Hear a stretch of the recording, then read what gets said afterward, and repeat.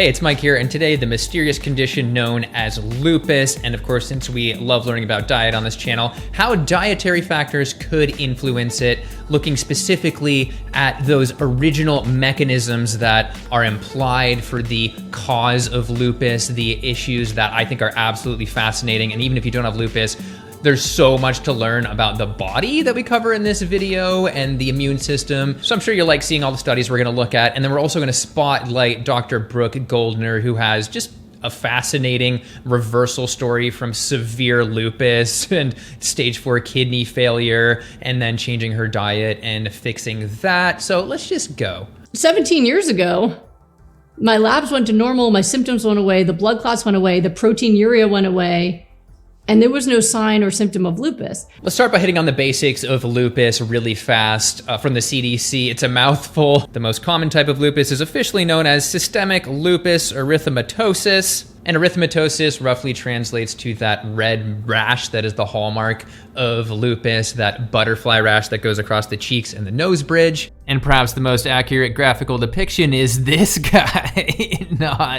I think he's actually used on the ketchup warning label for using the bottle upside down. And that brings us back to the 13th century for the origin of the name, which is from the physician Rogerius, who was like, that looks kind of like a wolf bit your face, so let's just call it lupus because that's the Latin name for wolf. He's actually the origin of Roger that because he Rogered that. It's a stretch. It makes no sense. Okay. Back to the CDC, now abbreviated SLE. Lupus is an autoimmune disease in which the immune system attacks its own tissues, causing widespread inflammation and tissue damage in the affected organs. It can affect the joints, skin, brain, lungs, kidney, and blood vessels. Yeah, pretty much the whole gambit. And I just want to commend anybody who has lupus for, fighting it and really getting out there and learning about it as well. And that's why I'm going to pronounce SLE as slay occasionally throughout this video in honor of you. And thankfully, another fact that is at least a bit comforting compared to other diseases, people with lupus, virtually all of them have a normal life expectancy. But of course, getting that quality of life under control is the main aim. CDC also says there is no cure for lupus, but medical interventions and lifestyle changes can help control it. We will hear from Dr. Brooke Goldner, who just outright says that that is not true and that in cases it can be cured. We'll see what she says. And lupus is pretty wild because unlike other autoimmune diseases that might target one particular area of the body, we're again talking about a large portion of the body.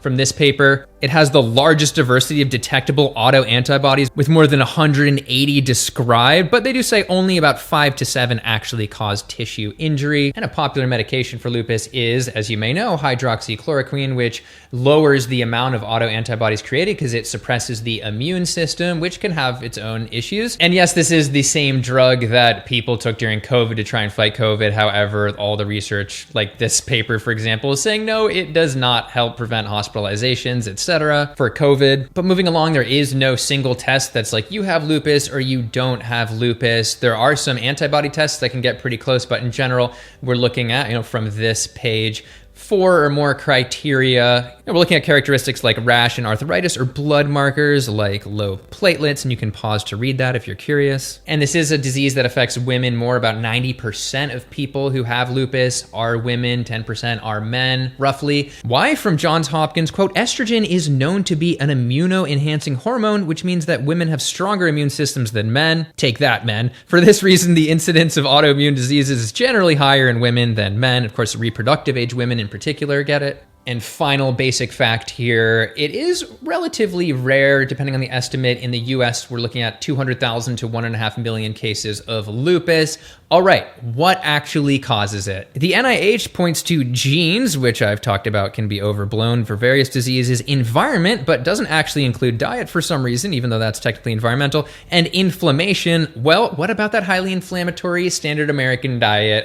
No mention of it, crickets. And we'll really get to diet in a second, but I think we need to start by looking at what I think is a fascinating mechanism that is sort of the most accepted problem that leads to lupus on like a microscopic level. From this paper, quote, impaired clearance of apoptotic cells and NETs or NETs is the main contributing factor in the etiopathogenesis of lupus, the starting of lupus. All right, let's break down the first one, which some of you are familiar with its role in cancer, and that is apoptosis, or programmed cell death. Just as some of our tissues get older, we need to tell them to die and move out of the way. That is apoptosis from this paper. Apoptosis is considered a vital component of various processes, including normal cell turnover. But if the body doesn't clear those dead cells, then you end up with these essentially clumps of our own dead cells that our immune system looks at as foreign invaders and throws a bunch of antibodies at. So all of a sudden the body is making antibodies of little random sequences of our own dead tissues, whether they're from our joints or our kidneys or whatever, which can then lead down the line to attacking our own tissues. And you also get what are called these immune complexes, which are, these chunks that we then respond to with a bunch of inflammation. So not good. And now for the second one, which is NETs, which is a clever name because it's neutrophil extracellular traps. Basically, neutrophils are one of our immune cells, and as they are fighting viruses and they die, they're like, I'm gonna try and trap these pathogens, and they throw out this net that is mostly comprised of DNA strands and some other components. So sort of like an anime or an action movie where there's a battle and one of the characters is like dying and they're gonna go out strong by using their most powerful attack, which in this case is like full body net gun explosion. And it goes without saying that we also don't want these nets hanging around longer than they're meant to be. Inflammation as well as the concern. And today's video is sponsored by Seed's DS01 Daily Symbiotic, and today we're talking about taking Seed while traveling, since I was just in Yellowstone doing a vegan trip with a bunch of awesome people. Seed is a prebiotic and a probiotic with 53.6 billion active bacterial units from 24 different strains, scientifically shown to support digestive health, gut barrier, skin health, heart health, and more. It's always a battle to keep your digestion balanced or regular while traveling, especially while camping. And personally, air travel often messes up my digestion. Maybe it's the cabin's lower pressure, but as this study mentions, even your gut microbiome can get jet lag or dysbiosis from changing time zones. So I took my trusty travel vial that you are given with Seeds, since Seed's been super helpful for Lindy and I. No, it's also small and takes up like no room and is refillable, which goes with the super eco packaging they have across the board. I even hiked to the top of a mountain with it, but there was no toilet paper up there, and you don't want your bathroom experience to be like this geothermal mud pit we saw. Also, I swear the squirrels wanted Seed. Hey little buddy, you want some seed? Code Mike at checkout, little bud. Oh, it's digging for seed. It's digging for some seed. Oh, it's coming toward us. And if you do want to try Seed's DS01 Daily Symbiotic, use code Mike, that's MIC, for 25% off your first month's supply. And so, to sum up, we have apoptosis, the programmed cell death of not just normal tissues, but also some viral material can be implicated. And then we also have the nets. And then the question is, why are people with lupus not just clearing these out of their body in a normal way? Well, all these processes are quite complicated. It could have a lot to do with our macrophages, which are sort of our amorphous white blood cells that go around vacuuming up trash, those dead cells, as well as the nets. Well, in people with lupus, these macrophages are less active. From this paper specifically, quote, macrophages from SLAY patients have reduced adherence and had lower phagocytic activity, or just cell-eating activity. So how do people with lupus keep their macrophages going strong?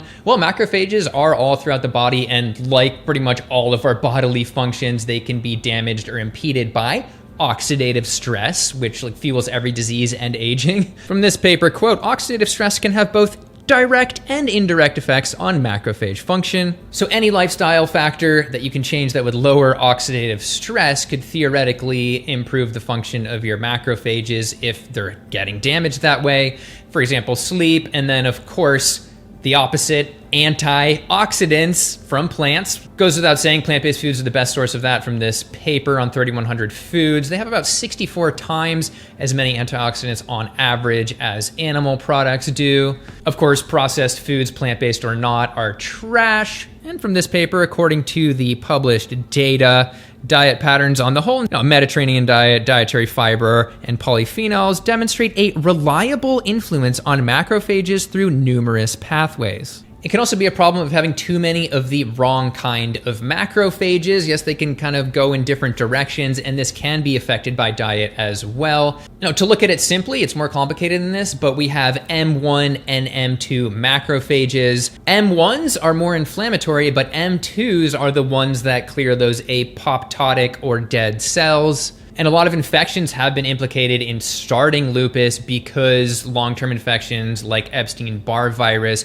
can trigger our body to then make too many M1s. But get this, quote, fresh vegetables, especially cruciferous ones like broccoli, are pointed out by outstanding anti-inflammatory properties through biological active compounds which promote the M2 or anti-inflammatory type of macrophage proliferation. Now, whenever I read something like that, I'm always mind blown about these like carnivore, low carber people who are like, broccoli is evil, stay away from all plants. No. And zooming out, there is something to be said here about general immune function. And we have this entire review here on plant-based foods and their benefits to the immune system. And we have this nice flow chart. You can see that various antioxidants have particular immune boosting effects. And even though it's not lupus in particular, it's super compelling to see results like from this 6-country study in the British Medical Journal on COVID and plant-based diets. Even loosely plant-based diets were associated with 73% lower odds of moderate to severe COVID. Guess what? Those low-carb, high-meat diets were up around 4 times the risk of moderate to severe COVID. But what studies do we actually have on dietary intakes of various types, dietary patterns, and lupus itself? Well, we have this Spanish study which says, quote, Spanish SLAY patients have an unbalanced diet characterized by low carbohydrate / fiber and high protein / fat intake. And while this next study here is just on mice, I'm sorry, on multiple levels, the research found that lupus-prone mice on a high-fat diet had faster progression and more severe disease. Notably, skin lesions were observed in more than half of the mice who consumed more fat, whereas it was only about 10% on the regular diet. And sugar is, of course, bad. We can look to this study that found that people with inactive lupus eat less sugar than those with active lupus, and that higher sugar was associated with increased complications. And from the study on various dietary patterns, nut/legume intake was associated with about a 40% lower risk. However, weirdly, none of the dietary patterns they looked at, including Mediterranean or DASH diet, which is that hypertension diet, had a statistically significant effect. Mediterranean trended a little bit better, DASH trended a little bit worse. Maybe there just wasn't enough data points there. But we did have a 2022 survey that looked directly at various diets, including plant-based diets, and they found that, quote, the greatest decreases in symptom severity were provided by low to no dairy, low to no processed foods, and vegan, all hovering around 26 or 27% less, and weight loss, fatigue, joint/muscle pain, and mood were the most cited symptoms that improved with dietary change before and after changing diet. And they conclude that lupus patients who changed their eating patterns to incorporate more plant-based foods while limiting processed foods and animal products reported improvements in their disease symptoms. And I feel like I have to mention this in every single video because every disease is inflammation-based, but lupus, especially inflammation-based, and just take people, put them on a vegan diet, and quite rapidly their inflammation marker C-reactive protein goes down by about 30%, and high CRP is one of the biomarkers for lupus. But we all know that a vegan diet, especially nowadays, can be pretty up there in the processed foods. I recently learned that sweet chili Doritos are vegan. Not good. Anyway, so what particular type of vegan diet would be the best? Well, somebody has been looking into that, and that is Dr. Brooke Goldner. Time to spotlight the amazing story. Dr. Brooke Goldner had quite severe lupus from a young age. We're talking stage 4 kidney failure in her teens, mini stroke in her 20s. My grandmother, who was so strong, she's a Holocaust survivor, crying on her knees, begging God, please just take me and spare her life. I'm going to give away the ending and let you know I made it. But in medical training, they do tell you that certain diseases are incurable. I was told at 16 when I was in kidney failure that I had an incurable disease, right? I would have protein in my urine forever. I would have pain forever. I would continue to get sicker forever. She was also put on some long-term experimental chemo when she was younger, had a life expectancy. She was told she wasn't going to live past 50. She says she grew up in a pizzeria. Of course, you're going to have a lot of soda and high-fat animal products, as well as eating crappy hospital food, in the medical industry, but then decided to switch her diet, which ended up being a sort of high raw vegetable vegan diet. These labs, sure enough, all my antibodies are negative. And the antibodies that I had for blood clots were only high borderline, but not positive. All the lupus antibodies were gone. So he said, must be a lab error. I said, yeah, must be, right? But 17 years ago, my labs went to normal, my symptoms went away, the blood clots went away, the proteinuria went away, and there was no sign or symptom of lupus.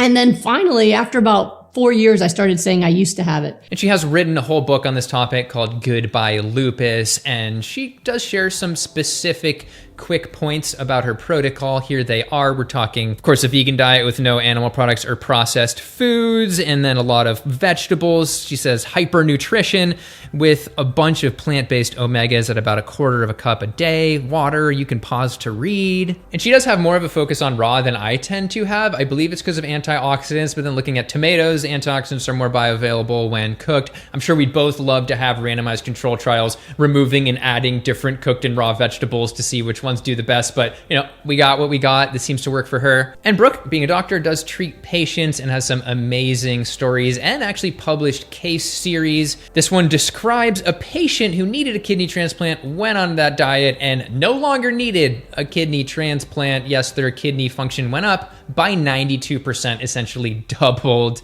And then we also have some amazing before and after pictures of this young gentleman who just, wow, you can see him on the left there suffering, definitely pain in that face. And then afterwards, a nice smile. So keep it up, Dr. Brooke Goldner. If you guys want me to interview her, let me know. Hopefully she would want to come on. Anyway, now let's move on to some more mechanisms, which I also think are fascinating. We have just artery health related things, which are key. One major concern with lupus, and perhaps what caused Brooke's mini stroke, is antibodies to phospholipids, which carry fat in our blood. And 30 to 50% of people with lupus have these antibodies, and about 1/3 of the fat in our blood is phospholipids, though it's different from triglycerides and cholesterol. However, it can still be affected by diet. Now, since these things are risks for causing mini clots, we want to make sure they have the least amount of coagulating properties as possible. And this study looked at the fatty composition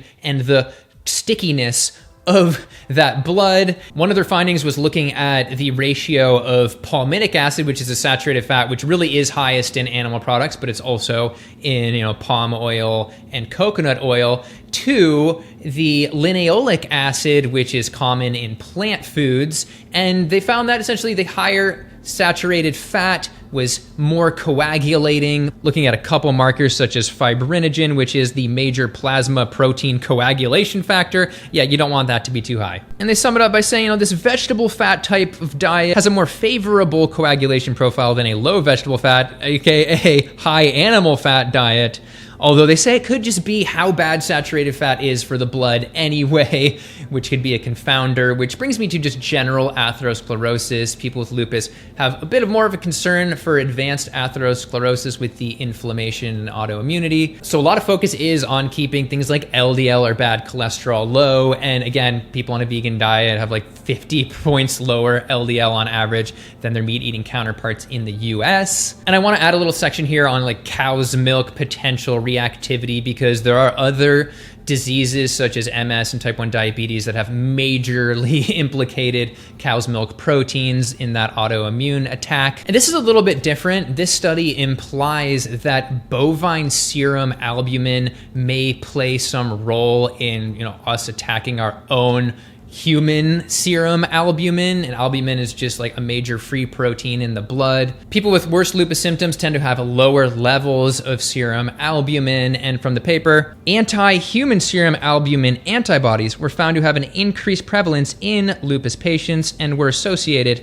with disease activity. But get this, bovine serum albumin actually is present in milk, and it happens to have about an 80% protein similarity to human albumin. So they say one hypothesis could be that anti-human serum albumin and anti-bovine serum albumin antibodies both are the result of what is called epitope spreading. Main point, that bovine serum albumin can trigger or exacerbate the immune response to human serum albumin. Anyway, we really need more research on that topic, but it's probably good to hit on some other main points before we end here. First of all, kidney health is huge. And as we know, a plant-based diet has many kidney benefits, and it's actually been proposed in the literature as a treatment for chronic kidney disease, for example. And then we also have to talk about the gut microbiome, of course, from this 2022 BMJ study. Patients with lupus have imbalanced gut microbiota and a decrease in beneficial bacteria, increase in harmful bacteria, though they say it could be a side effect of drugs. And this study looks into, a proposed treatment with resistant starch, which, as you may know, turns into short-chain fatty acids by the bacteria in your gut, which, as the studies say, helps balance out your immune system. In the end, as you've probably gathered, lupus is really a multifaceted disease with all sorts of mechanisms, and people could probably, study it for their entire life, but we just stuck with the basics, and those basics still do show that dietary changes could be huge. Again, the whole thing starts with those macrophages clearing out those dead cells and those nets, but if our macrophages are getting too much oxidative stress, they're not going to do their job. Again, antioxidants could help in that area. Literally cruciferous vegetables increase that beneficial M1 macrophage activity. The research is there. Plant-based people also have less inflammation. We're talking about an inflammatory disease, and we have these studies on people going plant-based and having improved symptoms. I'd love to see randomized control trials. I know that would be better, but all of the signs, including Dr. Brooke Goldner's story and her case studies and on, are pointing to a plant-based diet, especially an unprocessed one free from Doritos. Getting some improvements going. And the mechanisms just keep going on. Those phospholipid stickiness being influenced by the amount of saturated fat you eat versus plant fat. And then we have the kidney function. And finally, just that microbiome being out of whack, which once again leads me to say, hey, if you do want to try seed, there is a link below, and you can use the code MIKE for 25% off your first month's supply. And of course, let me know down below what you think about all of this, if there were any interesting points you have to add, etc., personal stories. And of course, feel free to like, subscribe, all that good stuff, and see you in the next one. Thanks for watching.